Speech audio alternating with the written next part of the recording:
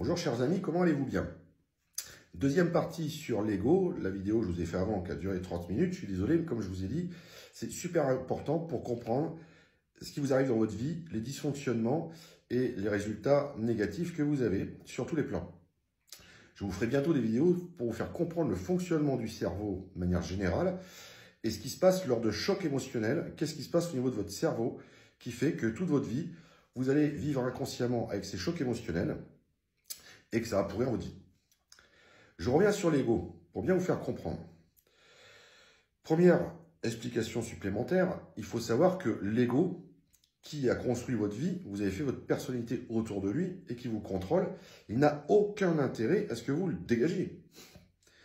C'est un système de protection, c'est un système de sécurité inconscient qui s'est mis souvent pendant l'enfance et qui s'amplifie au fur et à mesure de votre vie, des expériences négatives, des choses douloureuses, des traumatismes. Donc il est là pour vous faire croire que vous êtes toujours dans la peur et le danger et vous protéger, normalement. Mais il n'a aucun intérêt à ce qu'on lui dise « Bon, c'est bon, t'es bien gentil, tu nous as bien servi, maintenant casse-toi ». Non, au contraire. De fait, quand vous essayez d'expliquer aux gens ou autres, la majorité, beaucoup vont dire « Non, mais c'est complètement nul, de toute façon, c'est pas de ma faute à moi, c'est la faute des autres, et ainsi de suite. C'est la situation, c'est l'environnement, c'est le temps, c'est la politique, c'est tout ce qu'on veut. » Système de défense de l'ego. Il n'a aucun intérêt à ce que vous le canalisiez, que vous l'apprivoisiez pour avoir une meilleure vie, la vie que vous méritez tous, et de faire sortir la vraie belle personne qui est à l'intérieur de vous. La vraie belle personne qui a peut-être des projets qui pourraient y arriver si cet ego bloquait pas tout. L'environnement qui bloque tout, et ainsi de suite. L'amour que vous avez le droit d'avoir. Donc attention à ça, c'est souvent un mécanisme de défense. Je connais certaines personnes qui sont très dans le contrôle et dans la rigidité, masque, vous voyez, encore une fois, des blessures de l'âme. Et quand on leur parle de remise en question, d'hypnose, de thérapie, de tout ce que vous voulez, de spiritualité, il y en a qui vont dans les pierres, il y en a d'autres qui vont dans la voyance, les cartes, chacun fait comme il veut. Mais ces gens-là, non, tout ça, c'est de la merde. Leur ego qui parle. Et là, ils ont un ego surpuissant, ils ne veulent vraiment rien lâcher.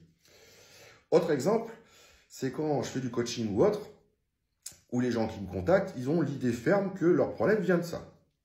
C'est leur ego qui parle. En fait, il laisse lui juste laisser une petite partie de ce qu'il a envie que vous pensiez et vous dire, s'il m'arrive ça dans la vie, c'est parce que j'ai telle blessure ou parce qu'il y a eu ci, parce qu'il y a eu ça. Encore une fois, c'est l'ego qui contrôle.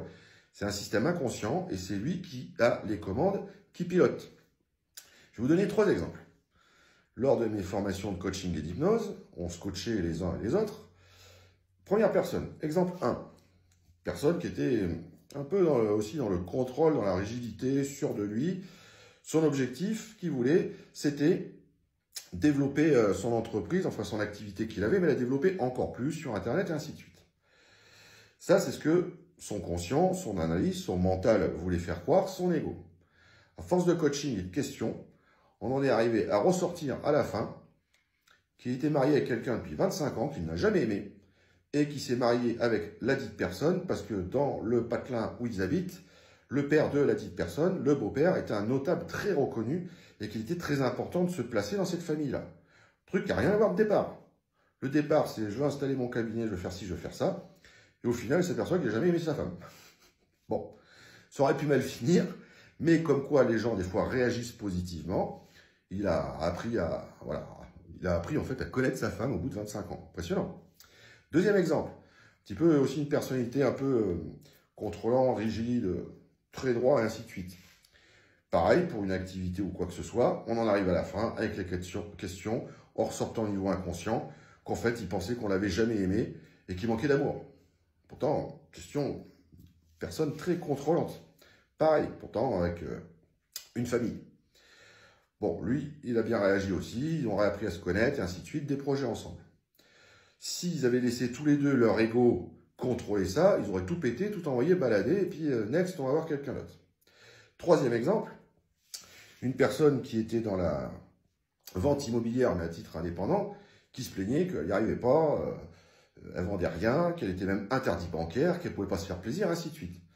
Coaching, question, et ma question, donne-moi 5 valeurs au niveau de l'argent. 5 valeurs qui tournent au niveau de ton business et de l'argent. Sur les 5 valeurs qu'elle m'a sorties, ça c'est important, les valeurs aussi comme les croyances, sur les 5 valeurs qu'elle m'a sorties, il n'y avait rien qui parlait d'argent. C'était amour, amour, amour. Vous voyez, finalement, on revient toujours au même. Hein.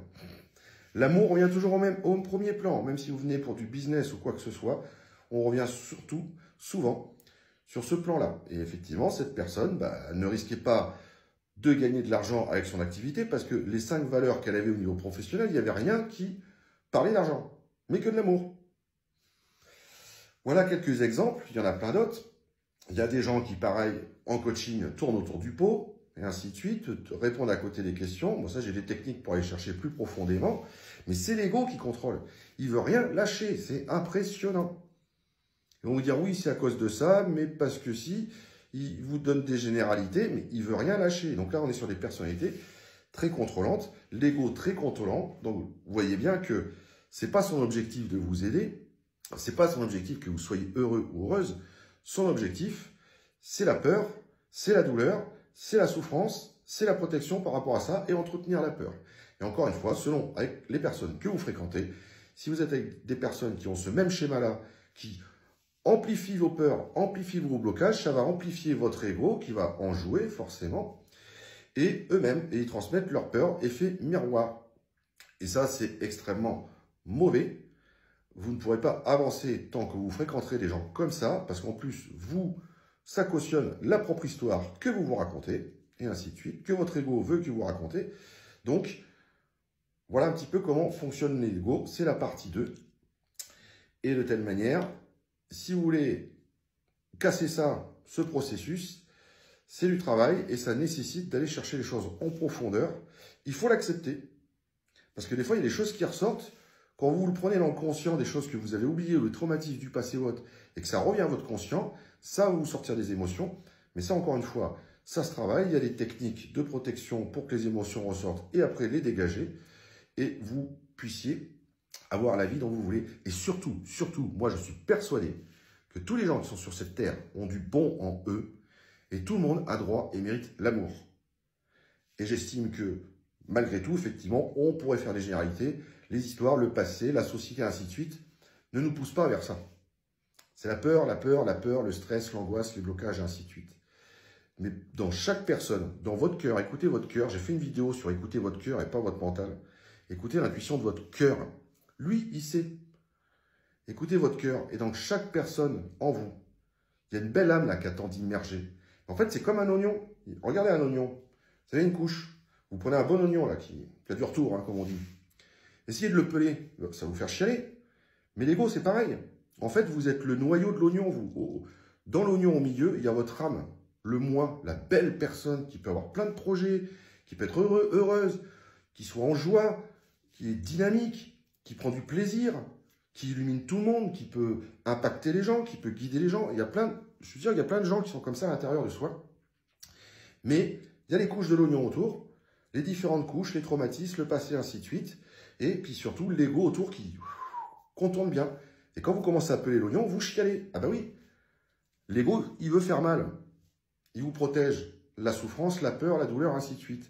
Donc, il vous protège, il vous reste dans cette atmosphère-là, dans son enveloppe de peur. Puis si vous y touchez, ça fait chialer. Oui, je peux vous dire qu'en coaching, des fois, quand ça remonte, ça remonte. Hein. Mais après, ça, on le travaille. Mais croyez en vous. Croyez en vous, les amis. Vous avez le droit d'exister, vous avez le droit de vivre, vous avez le droit d'avoir des projets, vous avez le droit d'être heureux, heureuse. Et ce n'est pas votre passé doit rester le passé. Ça doit juste être une expérience de comment faire et de se dire à un moment donné, j'en ai marre, quoi. J'en ai marre. Je veux maîtriser ma vie. Ce n'est pas mes histoires passées, enfouies, refoulées inconsciemment qui vont guider ma vie. Maintenant, j'ai le droit au bonheur, à la joie, au bien-être, à la sérénité, à l'apaisement. Sur ce, bonne journée les amis.